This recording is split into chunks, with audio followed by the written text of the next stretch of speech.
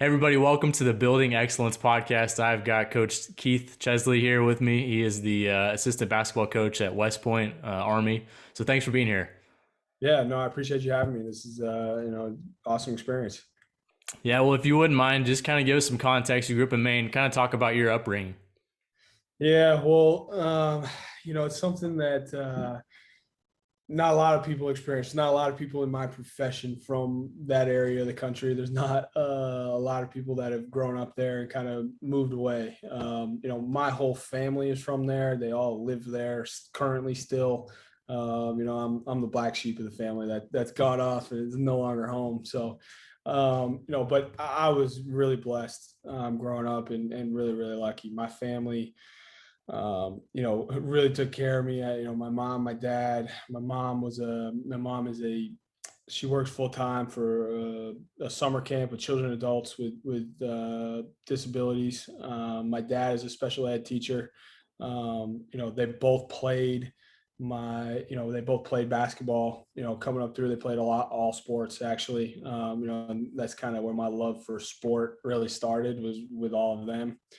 um, you know, that summer camp that I talked about with my mom is something that really shaped me and who I am. Um, you know, since I was 2 years old, my dad actually works out there during the summers as well as my mom's full time job. It I lived out there from when I was 2 to when I was 23 when I moved away to Florida State. But that taught me a lot of really, really important lessons in life, and it's something that has really made me who I am today. And it's like something that's really, really unique. So it's a summer camp for children and adults with disabilities from all ages and ranges, from 8-year-old kids to 80-year-old adults. Really? Yeah, no, it's a really, really cool experience. I ran the waterfront and boating recreation area when I became older. It was a pretty sweet gig, just dry boat. Yeah. Like that. It was pretty cool, but you know, it made me kind of, who I am today. It made me appreciate my life. It made me very, very thankful for what I have in my life, and the people that I have met and the people that I have in my life. And I think it's just always made me very appreciative for everything that I have growing up. And that I was lucky. And some of the people there are the best friends I've ever had in my life, whether it's a camper or a staff member or like people I still stay in touch with to this day. It's something that really, really, made me who I am. It was an awesome experience for me. Outside of that, I went to a small, actually in the state of Maine, it's a big high school, but in the rest of the world, it's a really small high school. Okay. um, I graduated, like 170 kids. We were the top division in high school. It was a awesome high school experience. I only played 1 year of varsity basketball. Basketball is my livelihood now, and when I was in high school, I only played 1 year. Something else that's kind of driven me to have the determination in everything that I do now. I was hurt a lot. I had 3 back surgeries. I had surgeries on both my arms and my leg, and I limited my ability to play and do those things when I was in high school. So I was finally healthy my senior year. I played. It was unbelievable. It was a small town, but every night we had a game, place was sold out, place was packed, it was hot as heck in there. Like, you smell it. I can smell it right now, honestly. The popcorn and the hot dogs out in the lobby. It was an awesome place to, play athletics and go to school and, do all those things. I went to a small college, University of Maine, Augusta. Had a pretty good career. Very good career. Just you don't have to be humble on that. I appreciate you saying that, but Yeah. it was awesome. met the best friends of my life there, and met my soon-to-be wife there. It was a place that I'll always cherish for sure. A place I never thought I would go to school. And I was there for 4 years, and it's something I would never want to change. Yeah. Was that kind of the place you wanted to go to school, like growing up, what kind of the goal or? Yeah, so it really wasn't, to be honest. If you asked me 10 years ago, I thought I would be a doctor. And I figured out pretty quick in college that I'm definitely not smart enough for that. I think if you looked at my high school yearbook, I had said I was going to be a surgeon or something. Pretty quick. I was like, yeah, that ain't it. Uh-huh. Well, it's all worked out. So, Yeah, no question. But yeah, I didn't think I was going to go there. There were a couple higher academic schools that I thought I was going to go to, some D3 stuff in Southern Maine. University of New England was one of them that, I thought I may go to. Kobe Sawyer in New Hampshire was another one. Um, you know, I, I missed out on so much basketball. And that was what was really, really important to me. I got really good grades, and I did all of those things, and had great friends, but like I missed out on so much of that high school experience that I really, really wanted to be able to focus on basketball, and I really wanted to do those things. But it was hard for me to get recruited because I was a 6'1", if I'm being nice, center when I was in high school. I really, you're a yeah, sinner. oh yeah, I was our 5 man for sure. Wow. I didn't Yeah, realize that. it's crazy. I only shot 1 3 my entire high school career. Really? Yeah, nuts. When I got to college, I shot 6 a game, so Yeah. Yeah. it kind of changed a little bit. Yeah. I'm assuming, and you definitely weren't a post in college. So, No, definitely not. No. yeah. Well, So that hey, was really important to me. yeah, I kind of want to tie back into basketball, but going back to the camp real quick, what are some of the lessons you talked about? You learned a lot of valuable stuff there. Obviously, it was kind of a family deal where you're sitting there with your mom and your dad in the summers, and you're getting all this great life experience, and really you talk about gratitude and appreciation for what you do have. What are some other examples of kind of the lessons that you learned being at that camp?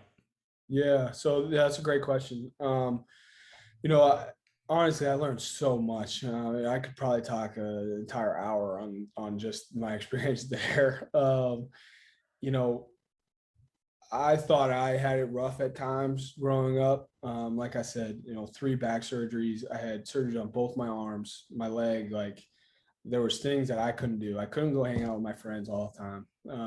I couldn't go be active. I couldn't play the sports I wanted that were, more important to me than almost anything in the world. And I couldn't go do those things. Um, and so the place is called Pine Tree Camp, and it is, it holds a really, really special place in my heart. It was, um, you know, it taught me a lot of things. To value relationships is one. Like I said, uh, I met so many people from all over the world that were staff there and that were campers there. Staff wise, I got to work with my mom and my dad every day, and my sister, which was awesome. So I've just spent so much time with them. My aunt and uncle also worked out there, and their kids. And so we lived with them. We lived literally right next door. I could throw a rock and hit their cabin. Uh, yeah, and then, I'm getting married next week. 3 of the guys that worked out there are in my wedding. Actually, 4 of them. Sorry, I lied. I forgot about one. So 4 of them are in my wedding. So just those relationships that I built out there, are, lifelong brotherhoods. It was almost like a team in a strange sense, if that makes sense. We worked such long hours and such long days, and it was, that part of the experience was incredible. And then the campers that you meet out there are some of the most genuine people that you ever met in your life. They are just so happy for life and for what they have and what they get to do on a daily basis. I was able to, as the boating waterfront director, I kind of joked about it, like I just drove boats all day, but it was, something that some of the campers look forward to for all year. And then, I was able to help them with that. Maybe that's a little selfish. It makes me feel good. But I think that's human nature. Um, I think that, sometimes people with disabilities, people don't know what to expect, and people don't have a lot of experience with those people. And they are just regular people, just like you and I, that are looking for the same experiences. And that's what we got to provide at Pine Tree Camp was, an example of a quote unquote normal summer camp for that population. And it was, um, seeing the joy and how they went through life is just something that I'll never forget, and obviously pretty passionate about it. And if I wasn't in coaching, I'd be teaching. My degrees in special education. It's something that holds a dear spot in my heart for sure. Yeah, and obviously, like you talking about those experiences, the relationships you developed, the work ethic, obviously long hours, you build a camaraderie with your buddies, and you said you have 4 of them in your wedding here next week, so you have special relationships. But also, want to point out too, kind of like coaching, I'm not going to put words in your mouth, but coaching very much so for the people is a way to help someone achieve goals and just to be a part of kind of their life and help them in a little certain aspect or phase of it, and to see the joy and excitement of someone like the kids you're working with, excuse me, the ability to be kind of a positive point to their day or their year really is something that, you know, not like self-seeking, but it actually does sometimes more for us than sometimes it might feel like it does for them. And it's just really kind of a win-win. So it's really cool that you got to do that. And so you have these experiences, you obviously going and playing basketball growing up, being involved in sports. You said you had a lot of, injuries that kind of limited you for playing time and the things you wanted to do. Can you look back and see some of those campers that you talked about, how they battled some adversity, made you thankful for what you have? Like, where did that come into play, where when you were going through these injuries and things that you wanted to be doing, you couldn't do, but you kept going back and fighting and getting healthy, and then maybe again it's another setback, but you just keep going? Yeah. Oh, 100%. So I'll kind of touch on it. So one of the guys I'm closest with at that camp, his name is Eddie Henry. He is a man. It's probably close to 60-ish year old man with cerebral palsy. A great friend of mine. I'll probably see him here next week when I go home. And kind of have what you talked about on setback after setback after setback. He has gone through his life with cerebral palsy and has been, when he first started coming to camp, camp's been open for 75 years. So he's came to camp ever since he was a little kid, and he was 8 years old. And, now he's, almost 60 and has been here the entire time. He's come every summer. Um, you know, every summer slowly got a little bit worse for him. So he, started out, he walked. He walked down the hill in the camp, and he was doing those things, and he was able to do a ton of activities with not much help, and he was able to do a lot more on his own. Um, every year, progressively, slowly, got a little bit worse. He's in a wheelchair now, and he has been for several years, and still every year just a little bit worse with his motor skills. And um, he tells a lot of stories about his time at camp, and it's funny, but that might be for a different podcast. But Okay. I get a little carried away about it. But relating that to my life, Eddie's life compared to my life has not had nearly as many hardships as his has. And if he finds a way every single day to wake up, he has a full-time job. He works at a Walmart that is a mile from his house. He gets up every day and he gets in his wheelchair and he walks to work every single day.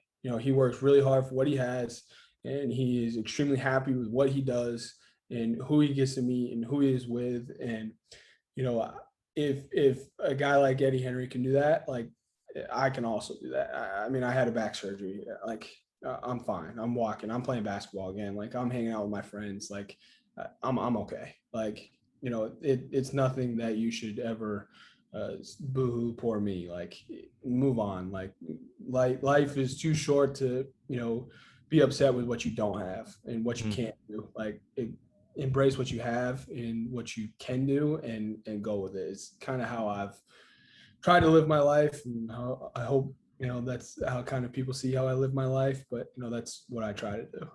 Yeah, absolutely. And that's such a good point. Well, you wound up going and playing at University of Maine at Augusta, and you talked about saying you had a good career. You had a great career. You're the school's all time leading scorer in points. But you know what I didn't realize is you only played 1 year. I didn't realize that, and so you have these injuries and these setbacks, and still you go on. You're a center in high school, and then you go and you play, and obviously not a center in college, but what was that like just to be able to talk about the kind of the backstory of the preparation, the work you put in, the hours you put in?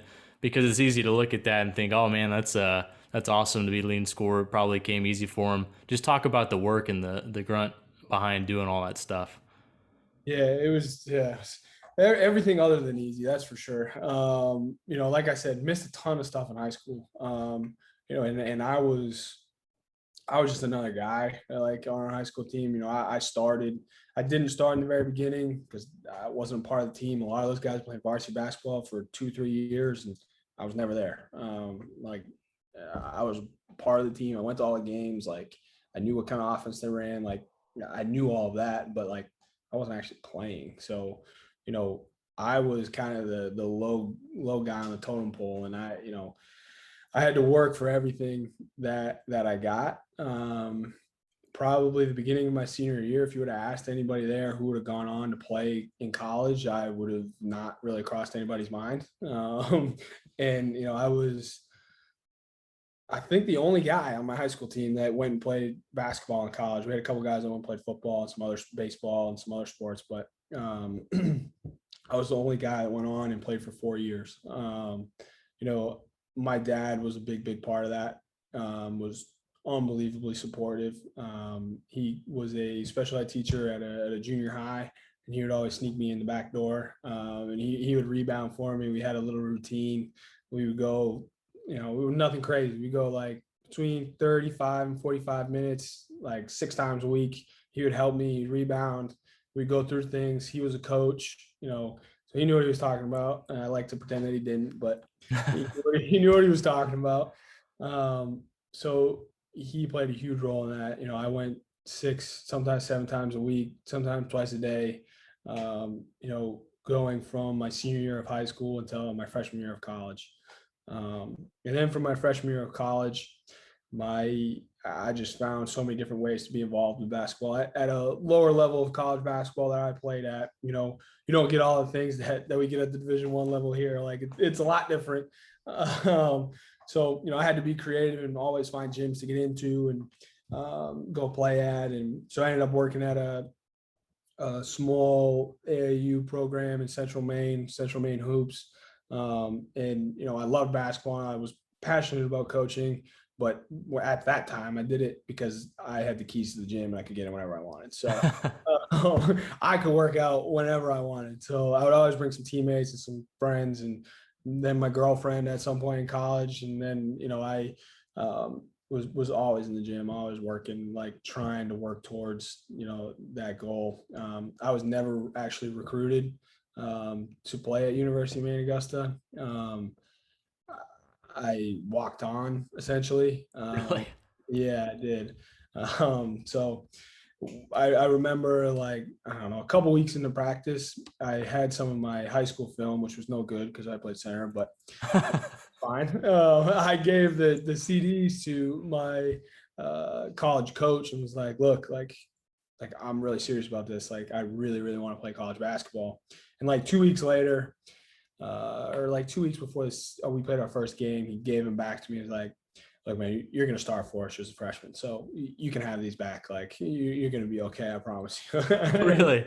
Yeah. Going from not recruited to being able to be in that position was pretty cool. And it gave a little bit of satisfaction that a lot of the work paid off. But Yeah, absolutely. So you go from basically non-recruited walk-on essentially to all-time leading scorer. Well, that's quite the story. But like you talked about, there's a lot of work that goes into that you put in. a lot of time too. But also too, I think one of the things, you were also an academic All-American, I think all 4 years. So you weren't just focused on basketball, you're also focused on school. So the comment you made about actually being a doctor, you probably could have been a doctor if you wanted to. But I don't know about that. yeah, so but you're coaching now. So real quickly, I wanna go right into your coaching career. What made you want to get into coaching? Yeah. So my family played a big role in that. My dad and my grandfather actually played a huge role in that. They they taught me basketball. They were at every single one of my games. I played for my dad, growing up until I was in junior high. All the young stuff I played for him. And even then he was, still involved and still around. And, that was something that they were both really passionate about and playing. And so was I. When I was in college, like I said, I thought I was going to be a doctor my first year. I got to chemistry, and then I said, no, thanks. Out. so, and even the chemistry teacher, who was a close friend of mine, the professor at the time, was like, you might want to think about something else. All right, I'll take the hint. I'll take the hint. I'm not good enough. I get it. But it was just something I wasn't passionate about. Everything I did was, eat, sleep, and breathe basketball. And I knew I wanted to help people from my time at Pine Tree Camp. You kind of touched on it. Like, that's kind of how you're fulfilling it in coaching now. And I knew that's what I wanted to do. And I knew I loved basketball, and I couldn't picture doing anything else. So I got my degree in special education, K-8. And I really started to pursue becoming a graduate assistant when I was in college, because I knew I was from a town that didn't have a stoplight. It was known for having more cows than people. Like, there was nothing to do there, and I knew that I needed to, try to build a network, meet people. Where I eventually met you, like that was actually my first summer. But I started just working camps and going out and sending email after email after email. And I had this organized spreadsheet that, I had every Division I school in the country on. I had dates at the top of when I sent them and who I sent it to. And I had this nice organized, like, hey, my name's Keith Chesley. This is where I'm from. This is what I did. I want to be a GA. I'll do anything. Please, God, hire me as a GA. Most of them didn't respond. I actually sent multiple emails to just about every school in the country, sometimes 3, 4, or 5 of them. If they didn't respond, I just kept copy, paste, send it to them. Just wouldn't let up. It worked out for me in the end, but I so I started doing that, and a lot of them were no response, or gee, thanks, Keith, appreciate it, but we're good. And then a few of them were, yeah, I love to talk. Most of them were guys that were from Maine or had been to Maine, or just nice guys that responded and were like, hey, look, yeah, let me give you some advice, and this is what I want to talk to you about. And some of those guys are the reason why I try to respond to those emails that I get now, and try to make those phone calls, because someone did it for me, and that's eventually how I ended up breaking into the business. I worked camps all over the country. I worked UVA's camp. So, side story. Yeah, definitely wanted to get into this one. So Well, so I was a huge Duke fan going into this summer, like really big Duke fan. Like, I wore Duke clothes almost every day to school. Like, it was absurd. I went to work camp at Duke. And I had a good experience. Like, it was awesome. I'm at Cameron Indoor, like I'm playing pickup every night. Like, this is pretty dang cool. But that was kind of the extent of that one. Like, it was an awesome experience to go see those things and do those things. But then, I got to Virginia, and I met guys like you, and I met guys like Dave Belfield, who I now work with here at West Point. And, there are a lot of people there that I have met that have, moved on in this industry and that I've grown close with and made relationships with and become friends with. And, it kind of changed my outlook on college basketball and what it is. And I was never really a fan of a certain team after that. Like it was, this is all about relationships and the people that you meet and the people that you associate yourself with. And not that the people at Duke were bad people, but it was like it's more than just like that's a cool place. It's about the people. No matter if they're a good person or a bad person, you need to align yourself with the right people. So that sorry, that was kind of a sidetrack from what you even asked me, but No, but it's a great point because one thing I want to ask you just on that question right there kind of sparked my interest. Were you looking at Virginia obviously is a place that you went to, but when you're looking at camps outside of Duke, because Duke was something that's kind of like that experience, right? It was an awesome experience. But Virginia, were you looking at like the coaching staff, the values that they had, the culture, or were you just trying to get to a place that was doing well and opportunity to maybe meet some people?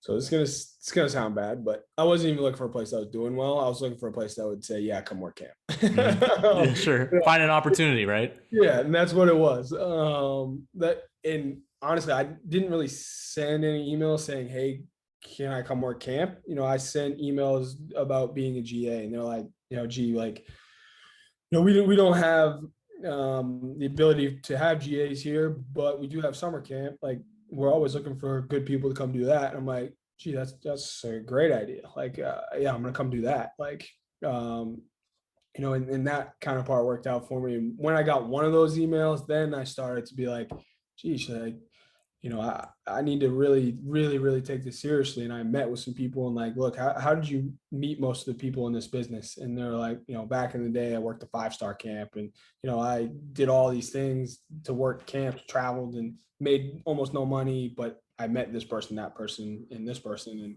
And they're friends that I still have to this day. And that's how it worked out for me too. And then I started having 2 emails. I had an email for, hey, can I come work camp? An email for, hey, you want a GA? Yeah. And I looked for ones after I went to Virginia. I knew I wanted to come back, and that's why I did 2 years. But then I looked for ones that I could make logistically work, that were the best school that I could get to in terms of people, the highest level that I could get to, and then places that I could just actually straight up get to. So what were those places? So that first summer, I worked camp at a couple local places near me. That was going into my junior year. And like the only, so I worked 2 that were like a little bit, actually, sorry, 3 that were a little bit further away. So I worked Duke. I did the 2 different sessions at Virginia. And then I did, if you remember Cooper Handelsman, so yeah, he went on and worked at Hoop Group, and he's a Division I assistant now. So I met him at the Virginia camp. I was gonna work at Syracuse a couple weeks later, and Cooper called me and had got a job at Lehigh, and so I went and worked 2 weeks of camp at Lehigh later that summer too. So right away it started to click, and like, oh man, I met some people and I got to go do this and that, and and I actually drove to all those places. Yeah. Uh, What was your lodging at these places? Because that's the one I love. I remember talking to you, and you're like, "Yeah, I'm actually just out at the I don't know if it's a state park. I got my tent up, and I'm staying in my tent." yeah, I was. It was brutal, honestly. Terrible, terrible decision, but it worked out. So there was like, I don't even know where. It was like 15 minutes from campus. There was this little campground. I didn't have a camper or anything. I was 20 years old, like never been away from Maine. Like, I live in Maine. I live in the woods. I can camp. I'll be all Yeah, right. yeah. It'll be fine. So I did it. I drove all the way down. Worked, I think it was 2 different weeks there. I stayed there the whole time, and I had a little like Coleman grill, that I had this like little propane tank that I had to fill up once a week. That I could, like, I think I cooked hot dogs and mac and cheese like 6 times while I was there. um, But yeah, I had a tent with a little awning over it that I kind of set up that first day, and I made sure it had a outdoor basketball court. So after the day camp at Virginia was over, that I could go work out. Because I mean, I didn't know, so it was the Well, first. and yeah, For and you're still in college, so you're still playing, so you're getting your workout in. But in all seriousness, though, like going back to the story, I love that story. I think it's awesome. And you should have actually just camped out right in front of John Paul Jones Arena, right under some trees. That would have been ideal. But one thing I think of when I hear that story is just whatever it takes. I can kind of see the similarities in your life, like just that whatever it takes to get things done, whatever it takes to get to that next level, and whatever you need to do, you're gonna do. And so I just kind of see that common thread, and that's what you did in those summers, and you developed some really good relationships as well. Yeah, no, that's exactly what it was. I didn't have money. I don't come from money. I didn't have money. You know, I knew working summer camps was going to be a sacrifice that I needed to make, and I knew camping out would be one that I could survive doing, and that I would be okay. Even though my air mattress sank every single night, I just blew it up the next day, and we're back to it. I knew that's what it took to meet people and to grow and get better. And I think that's what it's all about. My last day, actually, there was a giant thunderstorm, by the way. Um, at 2 o'clock in the morning, I was dead asleep, ready for after 10 days of working camp. I was, needed some sleep, and the giant thunderstorm ripped a hole in my awning and my tent. So I just balled it all up, threw it in the trunk of my car, and I slept in the car the rest of the time. It was brutal. It was I, awful. I didn't realize that. That's awesome, though. That adds an even better story. So, but like I said, in all seriousness, though, it's just kind of whatever it takes to get to where you're wanting to be at. And so you have this opportunity where you're working camps, you have a really good college career, and you start working your way into college athletics. Obviously, I want to go back to sounds like you had some great role models growing up within your parents, and having them, be supportive of you, push you to get to the places that you want to. So you get into coaching, and how did you wind up at Florida State? Yeah, so it was pretty similar. So going into the next summer, so I worked all those camps. I think I worked 7 total going into my junior year. I said, man, I know this now. I know what I'm doing. So I started early trying to get into camps, and I actually drove from Maine to Texas and worked Texas's camp. I left my sister's graduation a little bit early to get there, so hopefully she doesn't listen to this. Yeah. Uh, so I was there. I was there for about a week and a half in Austin, stayed at another campground. Went from little Austin. little hotter too, I'm sure. Oh, it's brutal. The traffic there is awful too. But Yeah, yeah. I went from there and I drove along I-10. And if anyone has ever made that drive, it is the most mind-numbingly boring drive you've ever made in your life. I drove there to Tallahassee. Florida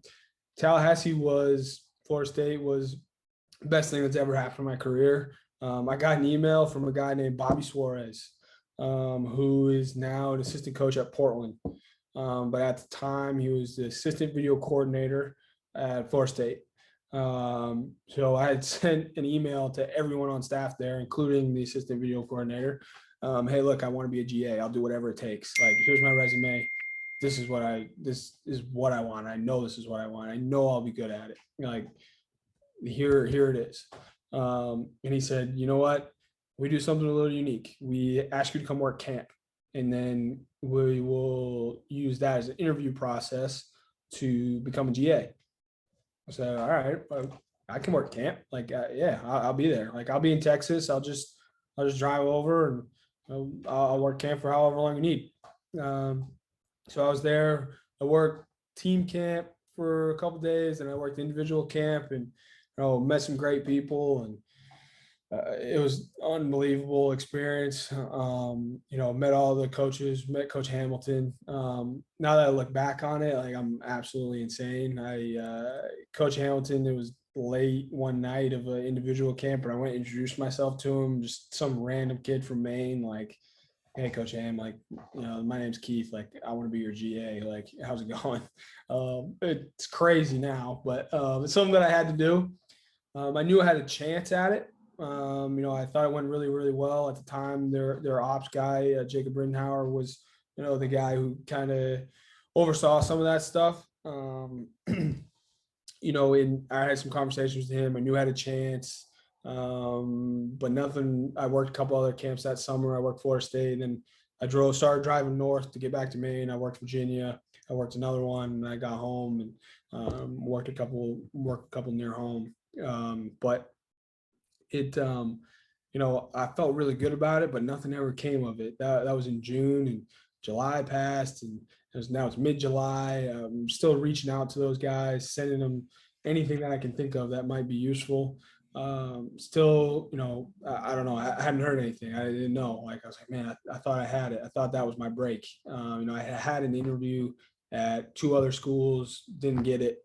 I was like, man, I may not get my opportunity, but I'm going to keep trying. I'm going to keep going. I'm going to keep at it. I'm going to, it is what it is. I actually got accepted at a place in New Hampshire, in Henniker, New Hampshire, small Division III school, for a guy named Charlie Mason. Great guy. Division III school. He was going to hire me as his GA. I went down there. I interviewed. I actually looked at an apartment. I was headed there, this was like early August. I was headed there, and I was going to be a GA. I got a call from Florida State. I don't really know a story this day. I think someone else might have dropped out, and it was my time up. And they called me and said, "Look, I know it's soon, but in 10 days, we're going to start. Would you be interested in still being a GA?" I had already accepted the job at University of New England.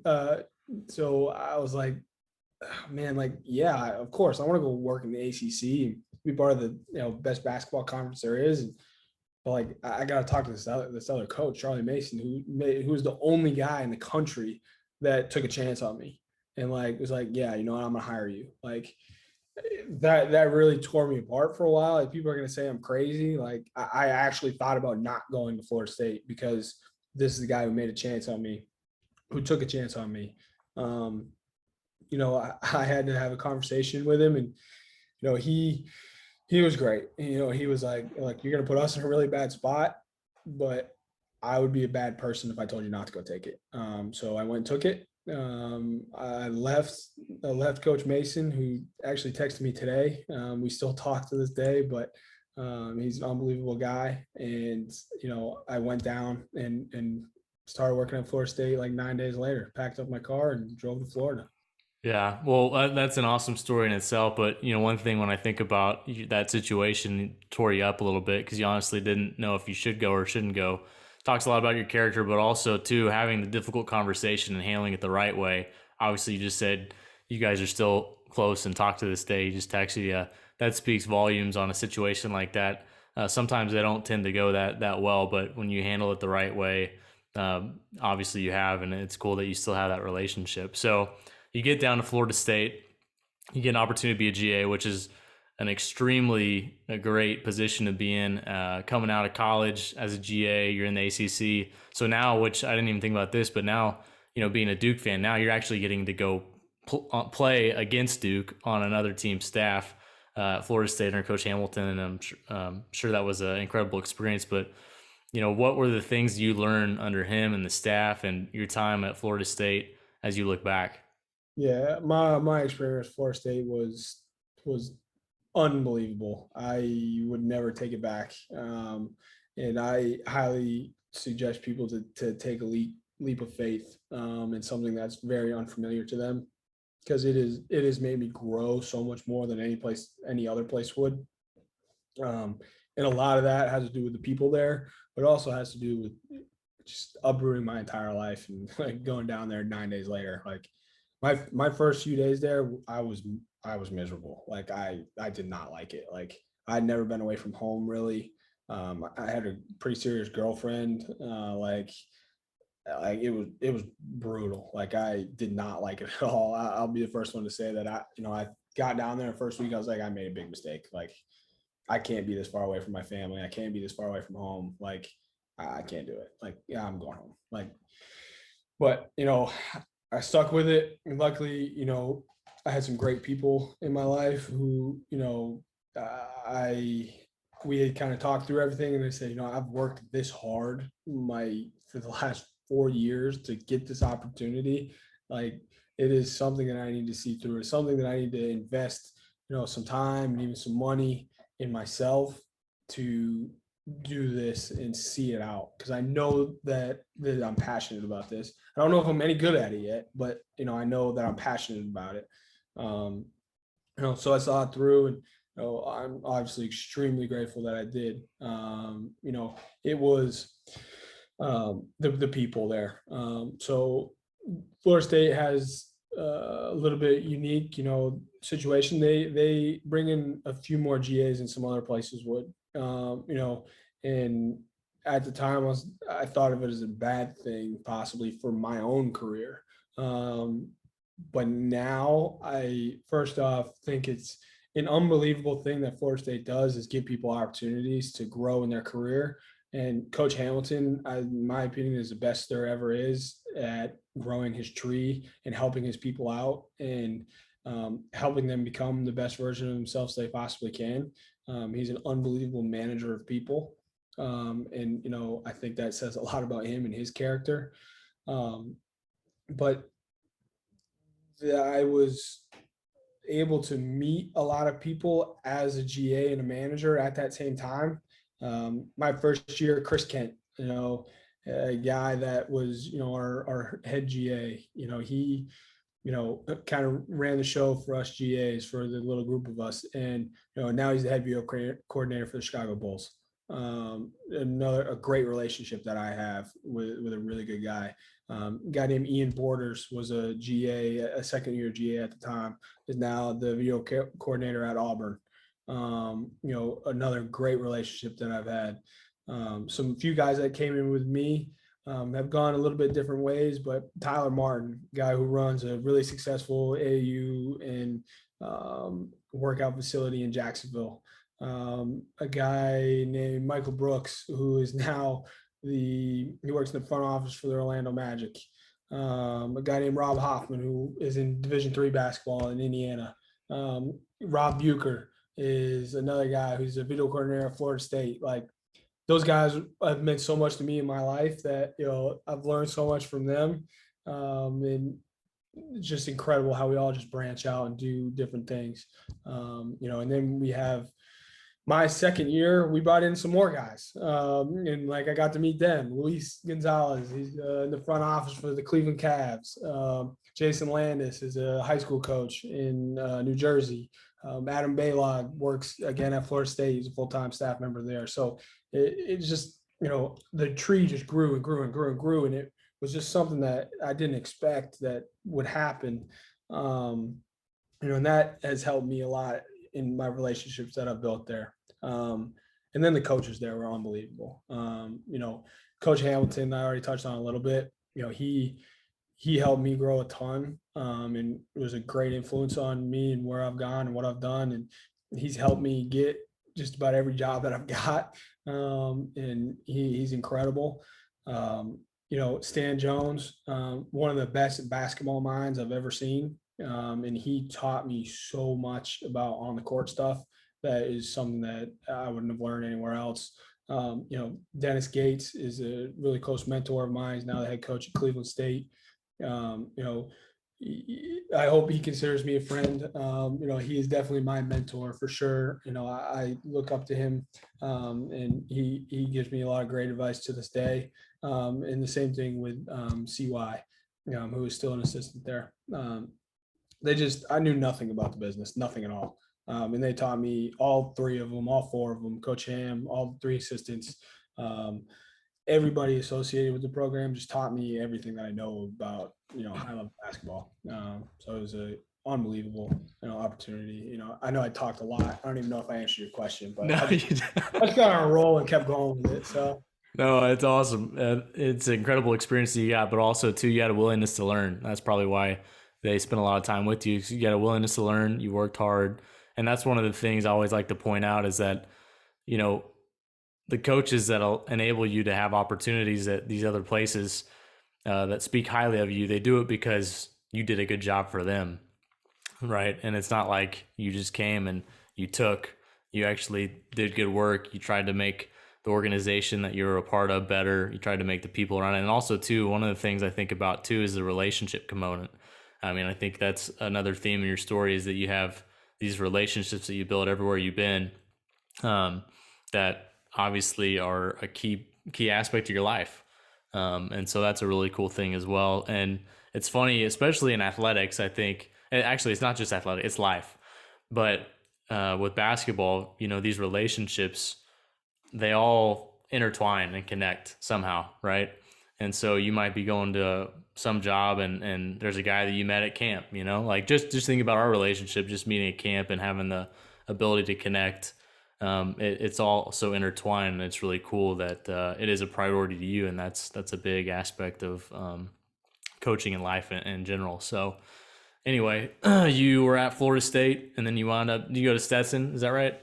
Did, yep. Florida State for 2 years. Unbelievable. Players were great. We had, I think it was like 8 guys playing in the current NBA. Trent Forrest, the guy who played really well in summer league the other night. A great friend of mine. I didn't touch on the players, and I should have when I talked about Florida State. Those guys made it really, really special. Obviously, we made 2 NCAA tournaments. My second year, we made Elite Eight. Was an unbelievable experience. I traveled all over the country. Small kid from a small town in Maine. Like those guys definitely made it special, and they were all a bunch of really, really good dudes. Yeah. I want to make sure I talk about them. But It was there any favorite Florida State experience that you can think of just off the top of your head while we're on Florida State? yeah, honestly, I got to spend a lot of time with those guys. Obviously, Elite Eight was just mind blowing. I had there's coaches that have coached their whole lives and never made an NCAA tournament. I was GA for 2 years. I made 2 NCAA tournaments. Yeah. My second year, we were in Nashville. Awesome, 2 games. We were the 9 seed. We beat Missouri pretty good in the first round. Then second round, Xavier was the 1 seed who beat us up the year before when we were supposed to beat them. Player named PJ Savoy hit a big time three with under 20 seconds left to put us up. We upset Xavier, who was the 1 seed in that side of the bracket. Went to LA. Never been in the West Coast, and I'm staying in a really nice hotel. This big time event, Sweet 16. We beat Gonzaga, really good team, and then we're playing Elite Eight. I'm like, oh my god, I can go to Final Four right now. Like this is Yeah. insane. Lost to Michigan by 4. Put up a great effort. It was awesome. But my favorite experience was meeting guys. Meeting those guys, becoming close to those guys. I touched on Trent Forrest a little bit. Was a guy I was really, really close with. And another guy named Michael Ojo, who I was really, really close with. Some really, really good guys that I just got to build relationships with, and I was just with all the time. That's probably the part that sticks out to me the most. But the going to Elite Eight was pretty cool. Yeah, that's an awesome experience. So you go to Stetson. How did you wind up getting at Stetson? Yeah, so the head coach there is Corey Williams. Great guy. He had been at Stetson a little while. They needed an ops guy. I knew that ops was probably the role I was going to look at, ops or video, something full time where I could, go on and join as a full time member of staff. Even though we worked full time hours at Florida State, I wasn't getting paid like that. So, Yeah. I went and did that, and it was awesome. The people that I met there were unbelievable. There is a very common theme now. I say it all loud. It's all about the people, but Coach Williams was awesome to work for. We then our assistants that we had at the time were Dickie Nutt, who was a head coach, head Division I basketball coach for 19 years, who was also on that staff. A guy named Gravel Craig, who's a head Division I basketball coach at Bethune-Cookman, and Bert Capel, who was a dear friend of mine who was there at Stetson for 5 years. Great basketball mind and even more unbelievable guy that I got to work with and work for, and I learned so much there. It was a great experience for me there. I had to again sacrifice a little something. It's at Stetson. We're in the Sun. It's not a ton of money. I made like 10 grand while I was there my first year. I actually had to pay a little bit of money, more than a little bit of money, to be a GA at Florida State my first year. Then I got everything paid for my second year. And then my first year I made 10 grand. So I was like, man, this is tough living right now. But Yeah. we made it work. So that part of it was great. Yeah, so you get to have some other great relationships at Stetson. You're learning a lot through basketball. Maybe it's a different, you're in a different conference, a little bit smaller, more of a smaller mid major type level in the ASUN. Really good basketball though. You still got, I don't know if Belmont was still in it. There's Lipscomb. There's a lot of different good. North Florida was a good school, obviously. So you're around a lot of good basketball and a lot of good coaches still too.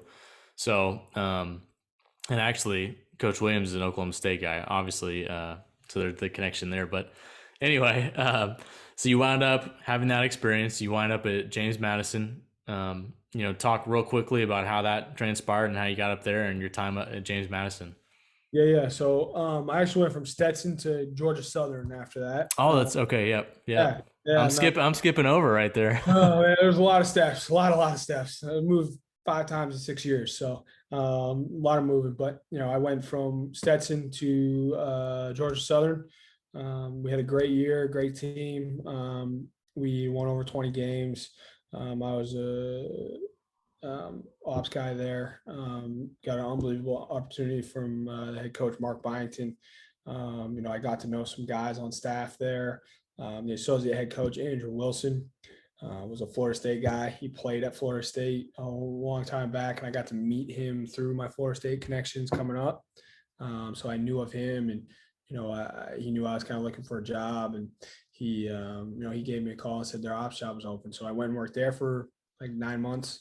Then the head coach, Mark Byington at Georgia Southern, got the James Madison job. And I was lucky enough that he took me with him. So I went to James Madison. They finished last the year that we got there, the year before we got there. And then, we won the league this past year that I was there. It was an unbelievable opportunity. I'd never seen or been a part of a program that's building from the ground up, and, you're taking over a program and you are instilling your own culture and instilling your own style of play, your own players, and it was awesome to be a really big part of that. I got to help do those things and see it firsthand. And I don't know how much I actually had to do with it, but I learned a lot, along the way. I like to think I helped a little, but maybe not that much. Yeah, so you get this experience where you're at Georgia Southern, and you get to go to James Madison. You said you kind of get to see something start from the ground up.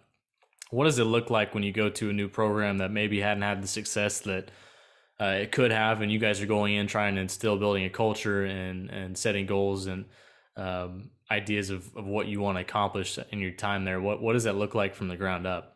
Yeah, it's a lot of work. There was a lot of sleepless nights for sure. I was trying to get some players in there, trying to build our culture to where we wanted. COVID made that pretty hard. We got the job in the height of COVID, so we got to campus, and typically when I've gotten to other campuses, my first thing is to go just meet everybody on campus, and talk to them and shake their hand, and just build that relationship. And you couldn't do that, so like it added just a kind of a different layer to it. We tried to get on Zoom. We tried to make a ton of phone calls. We tried to build relationships with everybody on campus, because everybody on campus needs to be moving to your own goal, to your same goal. You need to be moving in the same direction. I think, everybody needs to understand where you're coming from as a basketball program, and why you're trying to get there and how you're trying to get there, and be all bought into the same thing. And obviously you need to have, whether it's in academics or facilities or, whoever it may be, you need to have their kind of take it from them too. What is their mindset? What are their what do they think? What do they think about the place? And learn about the school, learn about the people there, learn about the current players, learn about the players of the past, learn about the facilities and the ins and outs of the whole place. And that can help shape your culture into what you have in mind. And you can, drop some hints of how you want your culture to move along the way as you're meeting all of those people, and again building those relationships so you can um, have move towards the same goal. You can't have difficult conversations, you can't have any real meaningful conversations with someone you don't have a relationship with. If I just call up a random guy and you know told him how terrible he was doing this one thing or how we needed to change this and do that, it would never work. Like it has to be some sort of relationship between the two of you, some mutual respect of some kind, where you can start moving those things. And I think that's where it starts: relationships, building your culture, um, moving everybody in the same direction, and then getting the right players and the right staff and the right everybody in there that's gonna see your vision and work with you at the same time. Yeah, absolutely. No, that's a great point. I want to kind of transition. You just got to Army at West Point, and so you just said you just got to experience your first recruiting period. So we talk about building culture and whatnot, and finding the right players. What was that like? Just going through that first experience for you. It's not going to be your last, but just what was that first experience like? Yeah, no question. I thought as an ops guy, I was like, man, these assistants, man, it's not that hard. You can recruit, like Yeah. can't be that hard.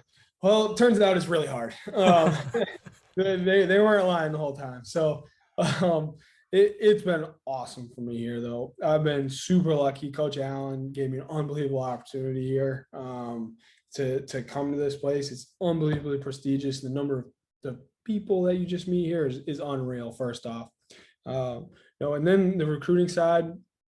I think you need to stay, on the same topic that I've talked about. I know it's, I kind of feel like I said the same thing over and over again, but it's all about the relationship. I think that you can build a relationship with anybody. You can build a relationship with a recruit too. And that's what it's all about: the recruit and their family, and being genuine with that. It can't be something forced and faked. I think, I haven't got a player yet. I think I'm close on a couple. We'll see what happens, but I think that it has everything to do with um, that genuine relationship that you have, and all the people that I worked for throughout the time have told me that. But it's different when someone's telling you it and then when you get to actually experience it. And I think the genuine part is huge. I think people can see through being a little bit fake at times. I think if you're trying to force a relationship or force being friends with somebody, or it has to be a real relationship, real and meaningful. And I think that starts with being honest. It starts with giving great feedback, and it starts with just open dialogue and being able to talk to each other. You need to be able to listen. And if a player is telling you one thing, don't just go off on a tangent or something else. Address the thing that they said. Like, it's so easy to want to just stay to your script. Um, and like, I know, I have a script of things I want to tell guys about West Point. It's such a unique place, and it is a special place. But like when a recruit says something, you got to go with that. Like, you can't stick to your script. You got to be able to change and adjust on the fly, and be able to adjust their questions or concerns, or things they're excited about, even, and be able to do all of those things. Yeah, no, and those are such great points too, because one of the things you talk about, listening. Listening is a huge skill, just to be able to listen to what they're saying and then be able to go right off that. You don't have to have this scripted dialogue where you talk about one thing and then all of a sudden you bring it right back to something else. But just listening, also being authentic. You talk about not trying to be somebody else, being genuine, being true to yourself, not trying to be somebody else's. Those are all great points on developing meaningful relationships. And I think that's not just a great aspect on relationships in basketball, but in life, really, because it's just taking a genuine interest in somebody. I mean, it sounds so simple, but it actually is sometimes kind of complex for some. And so it's something that if you just take a genuine interest in people, listen, learn, enjoy it, and have fun throughout the process, it's a big difference.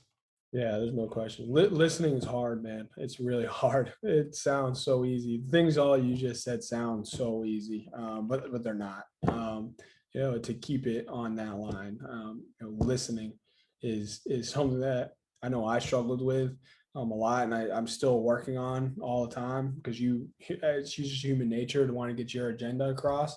But in my experience so far, the conversations that kind of go off in the left field that didn't go the way you thought they might have been the best ones. They're the best, yeah. They really have. So that's kind of what I've experienced so far. I have a lot to learn, and the staff here, who Coach Allen and Coach Ben Wilkins and Coach Dave Belfield, the guys that have been here, I just trying to soak up everything that they tell me and that they have to offer, and I just try and learn step by step, day by day, and get a little bit better as we go. Yeah, absolutely. And it kind of goes back to there's a quote, and it's the quote is people don't care how much you know until they know how much you care. And that is such a great thing to remember in relationships in life. But quickly transitioning into like when you're evaluating guys, what are the things you're looking for? Obviously great talent, but talk about like what are the intangibles that make people that are really good, that extra, what are those intangibles? Yeah. So we talk about this a lot here. It's pretty easy to find a guy that is good enough to play at your level. Like you can go out and watch a guy and like, yeah, that guy's good enough. Like definitely he's good enough. He'll be a good player here. Like skill wise, that's easy. Like in my opinion, and I think a lot of people kind of think the same thing. Those guys stick out when you go and watch games. The other part of it when you go and watch games when you're evaluating is what's the guy doing when he's not playing? How is he with his teammates? Is he vocal? Does he seem to have friends and get along with his teammates or with his coach? Like if his coach gets on him a little bit, how does he react? What is that like? A lot of this is over the phone as well. Like calling their high school coach, calling their AAU coach, calling the kid, the mom, dad, the aunt, the uncle, the workout guy, whoever it is, trying to get a good feel of everybody around that kid, and see if that is what fits your program. And that all comes from your head coach. Like what does your head coach value? And what does he want? What is the culture? And you're helping him move towards that culture and trying to find those kids that fit that same thing, that buy into what you're doing, and you buy into what they're doing, and there's a give and take to kind of everything that's going on. But that's what I try to do. Again, I haven't signed any players, so I'm not. I don't. I'm not a genius, but Not yet, not yet. in my 3 months doing this thing, that's kind of what I've learned so far, and I'm learning every day and trying to just soak it all in. So Yeah. So, I mean, but you've been involved in basketball for your entire life and you've been on coaching staffs for a long time. How tough is it to get players to buy in? yeah, no, that's a good point. I'm gonna go back to my Florida State time, that Elite Eight experience a little bit. The year before, we finished second in the ACC. My first year there, we were a 3 seed in the tournament, I think. We were flying high. We thought Elite Eight easy, Final Four, national championship within reach for sure. You know, when the buy-in wasn't completely there. The guys thought they were at the time, and we thought they were at the time. Doing everything they could to buy into the team and the culture and everything that we did, and it wasn't quite to the level it needed to be, and I didn't know what level it needed to be at the time until I saw it the next year. We were a 9 seed in the NCAA tournament, and we were 30 seconds away from a Final Four. That buy-in was unbelievable, and on that team, like, the guys just wanted to they wanted to kind of have a say. Like when we were going over scouts and things, we didn't have to do that much. They were so bought in. The coaching staff did such a good job throughout the year instilling that culture, what we expect and what we need. Um, and the guys just took it and ran with it. And they took it and ran with it themselves. The coaches didn't have to push. The players did the pushing, and they pushed themselves. They pushed each other, and that's kind of what made it the best. And I think a lot of that has to do with how you stay with it all year long and try. You can't stray too far from um, your goal and how you're going to get there. If you know that this is how it's going to work and that it does work this way, you need to be able to take in new ideas and adjust and do those things, but you can't stray too far from what your common goal is. And there's a ton of different ways to reach that goal. And you just need to make sure you're keeping that in mind the whole time. What is the most important thing to be working on, and work on that thing. Like it's not, working on. A lot of times we spend too much time working on things that we think are important, but in the grand scheme of things with a team, it's something that's not a very it doesn't affect the team all that often. If you work on the things that may be a little more simple that affects the team way more often, and you're really really good at those things, whether it's culture or your ball screen or your relationships or whatever it is, like if you work on those simple things over and over and over and become really elite at those, I've found so far anyway that that's how you'd be a little more successful and kind of reach those goals and do those things. Yeah, and one thing you just talked about that I think is a really good point is that if you want to be really elite at something, it's doing it over and over and over again. And sometimes that gets down to where it feels mundane, is over and over and over again. But if you look at some of the best programs, the best organizations, they're always great at doing those little things over and over and over again. People talk about the fundamentals. It's kind of the same mentality towards that too. It's kind of that consistent effort every single day to get a little bit better, to work towards a common goal, that makes the difference. And one thing I want to talk to you about, because you're at West Point, which many would say is the ultimate place to talk about leadership. What does leadership mean to you? And when you think of leaders, what are some good leaders and the qualities that they instill in others around them? Yeah, that's a great question. Here at West Point, I do think it is the best leadership institution there is, and I truly think that. And they have a track record, obviously, of for many, many, many, many years of doing that. To be a good leader, I think you need to have a couple of things. I think you need to be extremely self-aware of things around you, of yourself, of other people. I think you need to be okay with asking a lot of questions, and taking in things from a lot of different people in a lot of different areas. Um, and I think you need to be okay with failure, which is a really tough thing for a lot of people. It's hard for me. I think it's human nature that you don't want to fail. You don't want to be the reason something messes up. Um, but when it all comes down to it, if you're sitting in a room, you're trying to lead things, you come up with an idea, and you have put in your time and your effort, and you think it's the right idea, you think it's the right way to go, and you have presented it and got people to buy in and have clearly communicated things, which are things I think all great leaders do. When it doesn't work out, you need to be able to go back and think about that. All right, like why didn't that work? Like you're not gonna come up with a genius idea and a genius path every single time.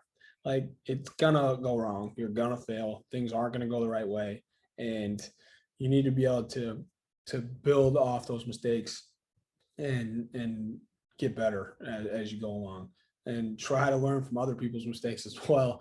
Try not to make them all yourself at the same time, but you learn a little bit more from the ones you make personally. If that makes any sense. Yeah, it does absolutely. Well, what are ways that you talk about failure, and obviously people don't want to fail, but what are some things that you've done in your life when you fail? You talked about looking back and analyzing and having perspective on that situation to be able to evaluate it and to not do it again, right? It's like don't make the same mistake twice. right? It's Yeah. kind of learn from it, don't make the same mistake. Are there any ways that, on top of what you just said, that people can implement in their lives on a daily basis when they go about failing or taking risk? Or how do you take calculated risk? Is another good question for you. Yeah, I mean, that's a great question. Calculated risk. I've done a lot of that in my life.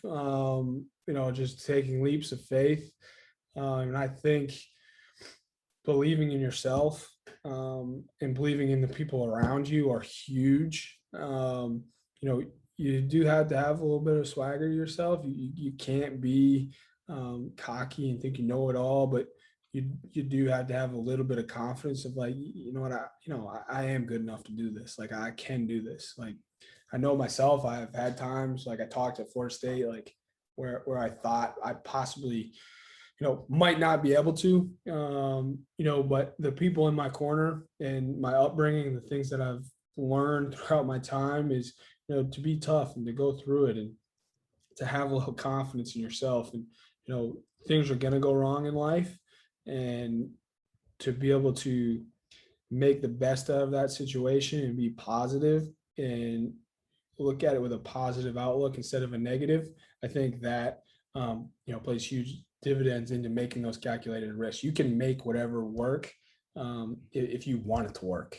Right? Like if you have doubt in the back of your mind and don't think it's going to work, it's not the right thing to do. It's probably not the right thing to do. Like it if you are nervous about it, there's a difference between being nervous about it and knowing it's not the right thing to do.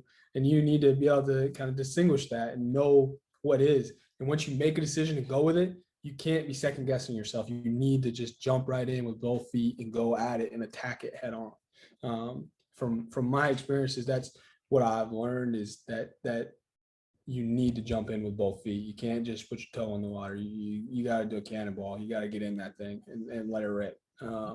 That's the only way to do it. If you fail, you fail. You gave it everything you got. Yeah, I love that. It's like burn your ships. And the thing I think about too when you talked about that is it's not an arrogance or cockiness. It's more of like a confident humility about you, you know. And then another thing is when I think of the words you just said, you know, it's okay to be nervous, but it's important to have like courage to step into it, even though you are a little bit uncertain. You just got to step in, and I love it. It makes me want to go do something right now. uh, anyway, but one thing I want to get to as well is you talk about all these things. Is discipline something that you've been really good at in your life, or is it something that's evolved over time and you've gotten better at? um, yeah, so I think it is something that I've been pretty good at growing up, and a lot of that's from my parents and my upbringing.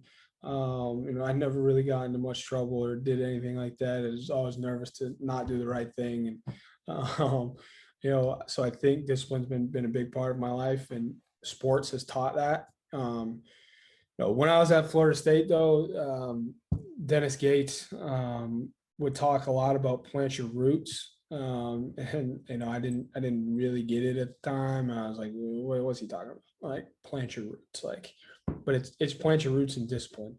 So that's what you live by, and that's what you do.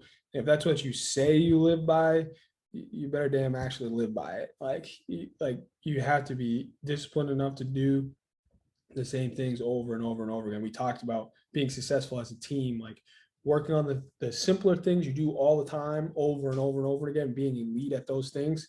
The same thing kind of works with discipline in your everyday life, being the best version of yourself. They talk about that a lot here at West Point. Being the best version of yourself possible. And I think I learned that early on with Coach Gates, is planning your roots and discipline. And I thought I was pretty good at it growing up, and as time's gone along, I've been more conscious about it and trying to do those things every day in and day out, and consciously make those disciplines to make those choices to be disciplined, and to work towards your goal. That it's something you do little by little every single day, get a little bit better in your life every single day, and try to work towards that. Absolutely. As we wind it down, we got a little fire round for you. So I'll say a few words, and you can just finish it with a word or a sentence. So you can do anything if. Man, you jump into it and believe in yourself and learn a lot along the way, and just be passionate about it with a lot of energy. Yeah. I put leadership is, but we just talked about leadership, so you already got that down. What about focus? Focus is what? Man, that's a good one. Focus. I mean, I think it goes back to being passionate, but that you kind of got me on that one. Focus is, you know, being extremely passionate about one thing that you're gonna work towards that goal and use that discipline. I think, you know, you're gonna have things that are pulling you in different directions. It's human nature to have that, but to slowly but surely work on things day by day and use that discipline and be locked into what you're doing. I think that plays a huge part, and I think especially in today's society, people have the tendency to get pulled in a lot of different directions. We have social media and a lot of things like that, and I think being able to be locked in on those disciplines is something that helps you stay focused, and that's essentially what it is. Yeah. Favorite place to visit in Maine? In Maine, all right. Probably that summer camp I talked about. It's in Rome, Maine. It's right on a lake. It's awesome. I'm going to be there in a couple of days. Can't wait. That's where it's at. Awesome. Grit. Man, grit over and over and over again. You're going to get knocked down. People are going to tell you you're not good enough. I heard that over and over and over and over and over and over again. Have that confidence, that little voice in the back of your head that, hey, I can do this. Like I know I can. Like I believe in myself, and I don't care. I'm gonna learn along the way, but I'm gonna figure out a way to get this thing done. Favorite basketball road trip? Man, road trip. I'm gonna go back to when I played. We played at this small school in Concord, New Hampshire. We played there every New Year's Eve tournament, and it was awesome. The men's team and the women's team both went there, which was cool. We got to see each other play. Everyone's families were like off on a holiday, and like they all got to come to the game, and like we had dinners together, and that I'm gonna go back to that one. That was awesome. Yeah. It all comes down to. It all comes down to what you want, what your purpose is, what do you think, whether it's in sports, whether it's in the professional world, business, whether it's what you're doing, what my parents are doing, what my friends are doing. It all comes down to what you believe in and what you're passionate about, and attack that thing head on. Like that's what it all comes down to. Awesome. We're done with the fire round, but as we wind down here, one of the things we talk about is there a certain piece of best advice that you've ever received? And what is it? There's a lot. There's a lot. That's a great question. Um, you know, so it's gonna sound a little simple. Along the way, people have told me to figure it out, and at the time, I'm like, that is terrible advice. Like, what do you mean? Like, I'm asking you a question. What do you mean, figure it out? Like, that is no help at all. But now that I've gotten a little bit older and gone through it, I've actually told that to some people, and they look at me like I'm crazy. And I hope that they have the same feeling as me. Like, sometimes you do just have to figure it out. Like, sometimes you don't know what you're doing. Like, but if you, and there's a big difference between figuring it out and not doing any research and any work to actually try to figure it out, and to actually putting in time and effort and a conscious thought and decision. There's a big difference between those two. So you got to make sure that you do it in that way with a lot of conscious thought and effort. Yeah. But figure it out no matter what you're doing. Like, Yeah, that's one of my favorites right there. So, real quickly to come to an end, this podcast is called Building Excellence. What does building excellence mean to you? and I touched on it a little bit, and it's something that I've recently thought a lot about. West Point has brought that out in me. Being the best version of yourself possible, whether it's in your job, in your personal life, whatever it may be. I think we should all try to build towards that. To build towards excellence is to building towards being the best version of yourself, no matter what it is, no matter what job you have or where you're at or who you're with. That, in my opinion, should be everybody's goal. Yeah. Well, Keith, thanks so much for coming on the show. Really appreciate you being here, and thank you for, being a guy who coaches for the right reasons, who makes a difference on any place that he's at. He's kind of like what your coach talked about, being planted, and making a difference. So thanks for doing that. Thanks for being on. If someone wanted to follow, you on social media or kind of follow you guys at West Point and Army this basketball season, what's the best way to do that? Man, I think my Twitter is just at Keith Chesley, and I think West Point's is at West Point MBB. So definitely do that. Definitely give us a follow. Check us out. I would love that. I'd love to talk to anybody else or you at any time. I really appreciate you having me on. So. Yeah. Awesome.